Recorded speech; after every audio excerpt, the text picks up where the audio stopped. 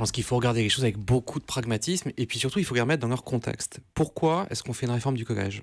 On fait une réforme du collège parce que l'OCDE, hein, à travers ce qu'on appelle le classement PISA, nous montre maintenant depuis 2001 qu'on a à 15 ans des performances des petits Français qui se dégradent.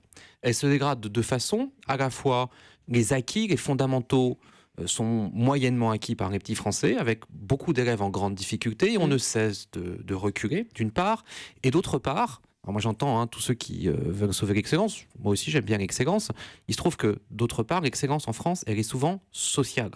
Ses explications, ses racines sont sociales. Je m'explique, on a aujourd'hui, à 15 ans, l'école qui, dans tout le monde développé, explique le mieux le résultat des élèves par l'origine sociale des parents.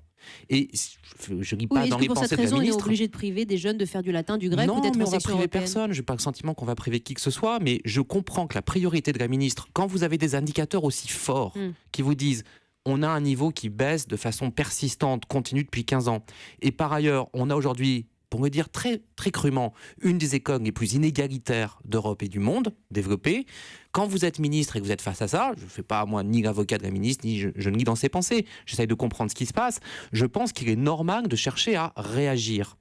Et je crois que cette réforme, qui sera sans doute pas suffisante, qui sera sans doute pas accomplie, on verra bien, c'est un peu comme toutes les réformes, il y a de grands espoirs et puis on voit ce qui reste à l'arrivée, mais je crois que cette réforme, elle pose des remèdes intelligents. Et c'est d'abord et avant tout ces remèdes à une question énorme qui est celle de la cohésion sociale du pays, qui est celle de la non-qualification qui provoque systématiquement le chômage des jeunes. C'est d'abord et avant tout à cette question que moi je m'intéresse. D'accord. Et c'est dans cette perspective-là que je cherche à lire l'effort de réforme. Oui, on peut vous suivre sur beaucoup de raisonnements, Laurent Bigorne, mais simplement s'attaquer aux filières d'excellence justement privées des jeunes qui sont aujourd'hui en section européenne, de voir leurs petites sœurs, leurs petits frères aller en section européenne demain, apprendre 2 langues dès la 6e justement. Pourquoi s'attaquer aux meilleurs pour niveler un peu par le bas ? C'est ce que disent certains aussi. Il faut que les meilleurs se rassurent. De toute façon, il y aura toujours des meilleurs dans le système. Comme je viens de vous le dire, en plus, les meilleurs, on sait un peu de qui il s'agit. Je profitais moi-même de système par le passé. Le point, si on prend l'enseignement des langues, vous avez raison de vous soulever, c'est qu'on va commencer plus tôt l'apprentissage d'une première langue obligatoire pour tout le monde. C'est-à-dire qu'on va commencer au moins une année plus tôt. On va commencer plus tôt l'apprentissage d'une deuxième langue pour tout le monde. C'est-à-dire qu'avant, on commençait en 4e. On commencera en 5e. Donc, bien sûr que je comprends qu'il y ait des gens qui soient émus parce que des classes bilingues, ou des sections européennes vont sans doute être revues parce que ça coûte très cher.